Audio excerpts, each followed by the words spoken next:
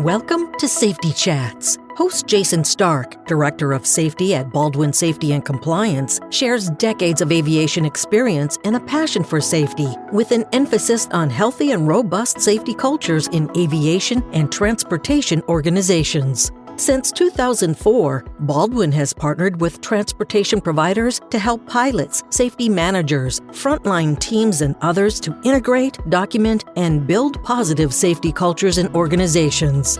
Each podcast episode will focus on an element of safety that can help you in your workplace, whether it's a cockpit, vehicle, or hangar.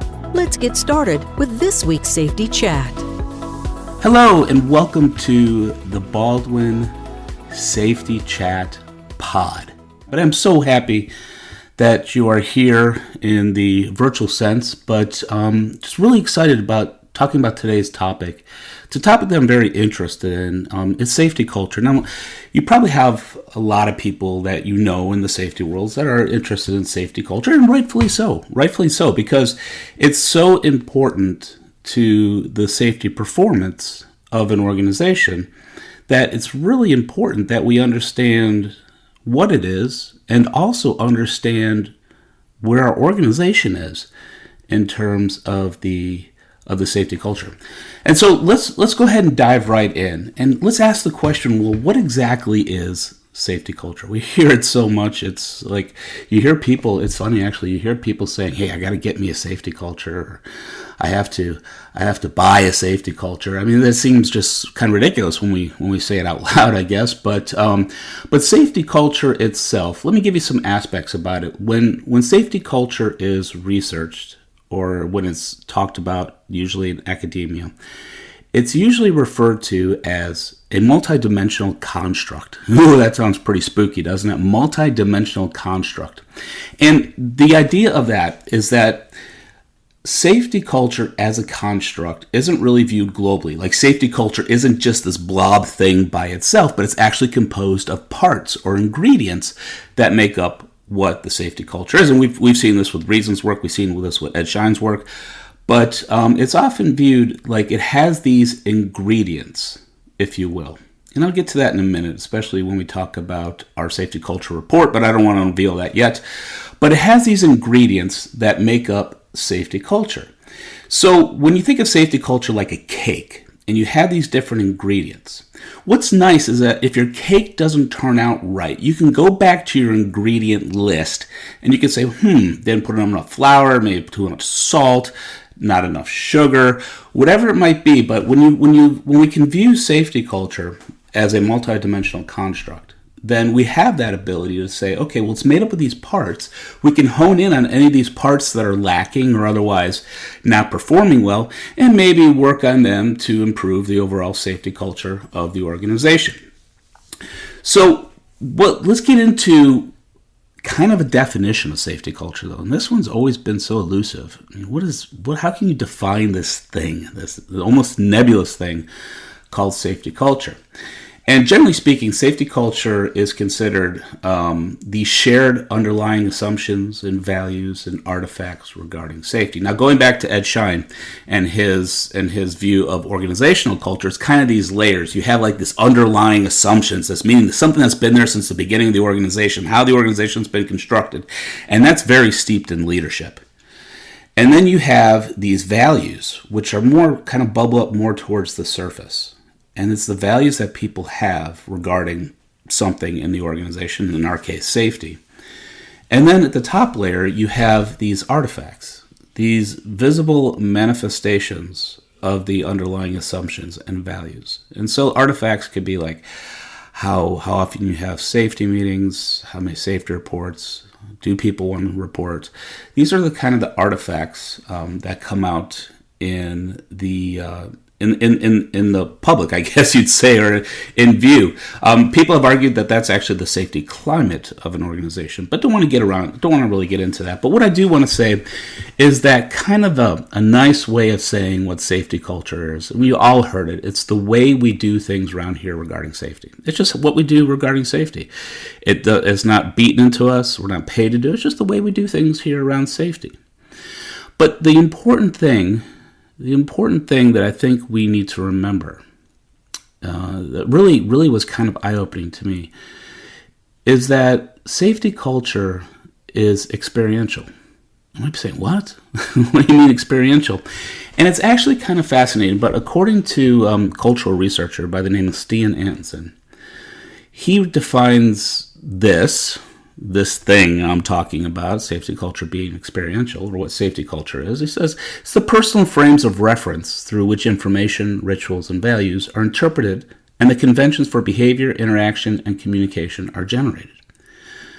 So in other words, when we're looking at safety culture, and specifically when we're measuring safety culture, and this is important, we are getting how the respondents are deciphering and perceiving those assumptions, values, and artifacts regarding safety. And what's really interesting is that because it's a personal perception, it's a personal view, it's how they're taking the information in and coding the information. That is what we're measuring. So when we say this, because everybody is different, and I love that, we can celebrate our differences as humans, but these perceptions can vary greatly across an organization. And we've seen that when we measure safety culture. Because you would think if safety culture was a thing, like a vat of goo. Let me say that again. Did I come across a vat of goo? That's kind of fun to describe safety culture that way. But if safety culture were like a vat of goo, and we needed to measure it, it's there.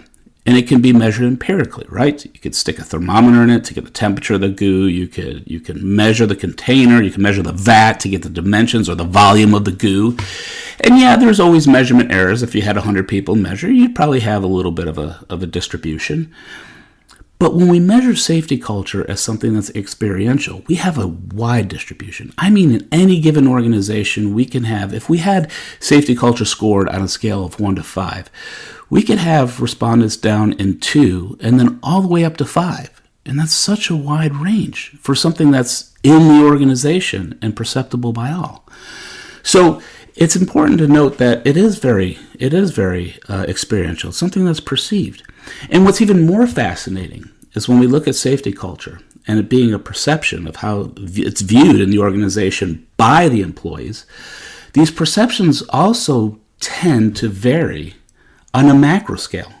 And what do I mean by that? I mean that it tends to vary also between the different aviation segments that we have, that we see, that we deal with, and which is really interesting. I don't think I can say really enough. Really interesting. But let me go a little bit into the safety culture report for 2021 that Baldwin did. If you are thinking about upping your safety training, or maybe you are in need of CAM credits for aviation manager certification, you should think Baldwin. Visit baldwinvirtualtraining.com to learn more. Now, back to Safety Chats with Jason Stark. Let me go a little bit into the safety culture report for 2021 that Baldwin did. And it really showed a lot of this. And you can pick this thing up. It's only 22 pages. But for those that, it's like 22 pages, it's a novel, there is a summary section. It kind of talks about everything we did, and it talks about some of these findings. And you can see how the perceptions of safety culture and organization vary widely within the organization and also in the industry. But let's talk a little bit about the instrument, as it's called, or the survey that we used. The survey that we used it's an instrument that measures safety culture across 5 dimensions. Now, remember, we talked about dimensions. It's a multidimensional construct, and the dimensions of the Baldwin Safety Culture Survey. These dimensions are reporting, like the reporting environment, the justness of actions and policies within the organization. Trust and accountability, that's a big one, as a matter of fact. Does the organization trust its frontline employees, and do the employees trust the organization? Learning, which is always important in any organization. We even see that in this so-called new safety 2, or human and organizational performance, but a learning culture is very important. Can the organization take the information it has and learn from it to become better? And that's just kind of a broad brush. There's so much more to hop. I encourage you to read it. And then the last one is safety leadership, and how the people view the leadership in the context of safety within the organization. So those are the 5 dimensions. We also measure a 6th. Now, this isn't really a dimension of safety culture. It wasn't intended to be, but it's meant to be something different, something that is probably I would say a result of a good safety culture. And it's safety citizenship behavior. And safety citizenship behavior are people's attitudes about how they contribute, how they feel, because safety citizens are those that go above and beyond their job description. They do what's not required of them in order to improve the safety within the organization. And that's being a safety citizen. And we measure for that too. We measure how many safety citizens are, or the strength of safety citizenship is in the organization. And I'll tell you what, my friends, that right there is probably fodder for another pod. I mean, that is really interesting, especially when we look at safety citizenship compared to the safety culture of an organization. But I digress. Let me get back to our 2021 Roundup report. So in this report, basically what we did is we give out, or I say we, Baldwin, I guess that's we administer safety culture surveys throughout the year to our different clients. And then at the end of the year, obviously, we desensitize, aggregate all that data, analyze it, and put it out to you, kind of like what I'm doing now here in the pod. But in this pool, if you will, this data pool, there were 31 different organizations across 4 different segments of private, commercial, air medical, and public use. So private, for those of us in the United States, think 91 are those private aviation operations. For commercial, again, in the U.S. as a reference, it'd be your non-scheduled commercial and your scheduled commercial that we have as clients. Air medical are those air EMS. Usually we see the rotary wing and fixed wing, but transporting patients and crew. And then public use, in terms of our data pool, were predominantly firefighters and law enforcement organizations. So those are the 4 different segments. In those 4 different segments, we had 778 valid responses. So we had a lot of data. We had a lot of data to play with. It's like being in a sandbox. We had a good time. So when we looked at this data, we coded it obviously for organization size and aircraft category and a whole bunch of other things. But we predominantly looked at the organization size and how safety culture related to the org size. And also we looked at safety culture as it related to, like I said, primary aircraft category, which is more or less fixed wing or rotor wing. And the findings were interesting. Now, truth be told, this is the second time we've done the safety culture roundup from all the surveys that we had. We took last year off due to our COVID vacation. But we did it again this year. And the findings were online to what we found the first time. And it's really interesting, but the private sector had the highest safety culture scores, followed by the public use sector. Then in third place were the commercials. And then rounding out the bottom was air ambulance or air medical. And it may be interesting to say, yeah, they were different, and they were different, and you'll have to read the report, but they were different on the order of, like 0.3 or 0.5, and even up to 0.8 points. You might say, okay, well, how's that significant? Well, I'll tell you, my friends, it is. It is because, of course, we want to test significance to see if they truly are 2 different populations, if there's a good chance that they are. And so we did statistical significance testing and found that these differences are significant. So the difference, for example, between private aviation and commercial aviation, whatever that value is statistically significant. So to put that in regular words, yeah, there is, other than randomness or sampling error, there is a good chance that that difference is due to something else. Let me pause there for a moment and scratch your head.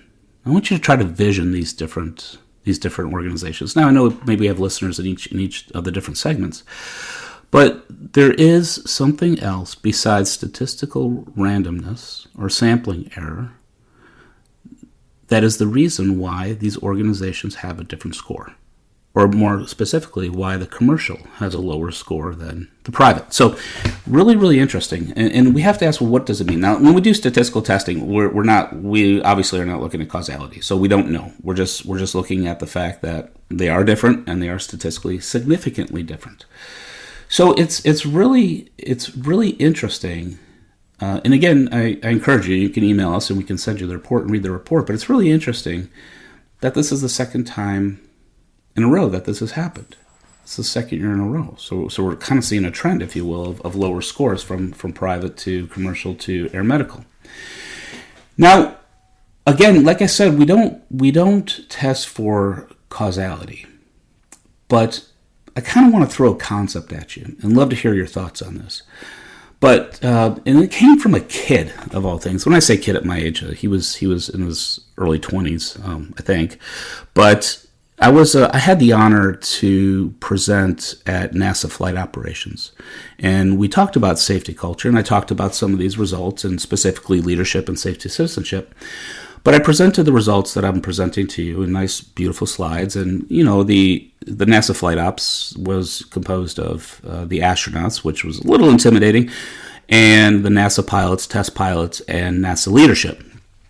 After the presentation, an intern came up to me. It was really just a young guy, and looked at me really thoughtful. And he says, "Did you by any chance, or would you ever test the relationship between ops tempo and safety culture?" And I had to pause there for a second, and that didn't really occur to me.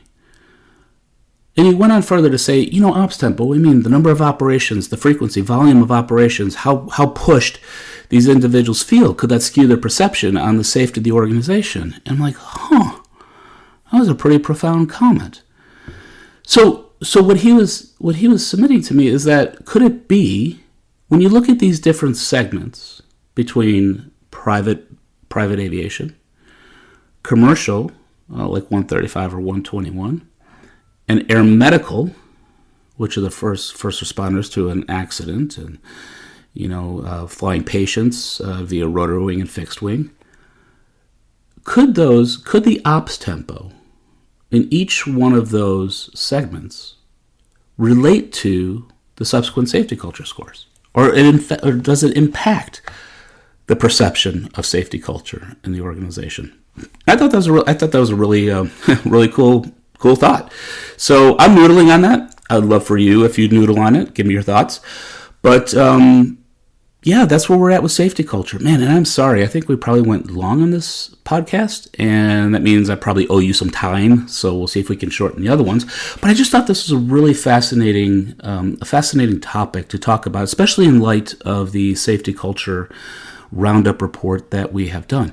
So if you get a chance, you could email us, ask for that safety culture survey, that report for 2021, or else we'll probably be posting it in the portals. If you are a Baldwin client, you can access it there. But again, just something to think about, because it's been said to me, and I've heard this saying before, that safety culture is the atmosphere in which your safety management efforts live and breathe. If it's toxic, they'll perish. If it's nourishing, they'll thrive. So I wanted to leave it there. Thank you so much for joining me. Hope you had a good time. Hopefully maybe you learned something. And as we're going forward, just be safe. This podcast is brought to you by Baldwin Safety and Compliance, the leader in safety management for the transportation industry. Since 2004, Baldwin has been providing state-of-the-art solutions and 24/7 support to the aviation and transportation industries. Baldwin's clients include all sizes and types of transportation operators. Baldwin provides safety and related business services to commercial and non-commercial transportation operators, medical transporters, FBOs, MROs, airports, flight schools, UAS operators, firefighters, OEMs, ground transport operators, and others. Visit baldwinsms.com to discover how Baldwin can enhance your organization's safety program.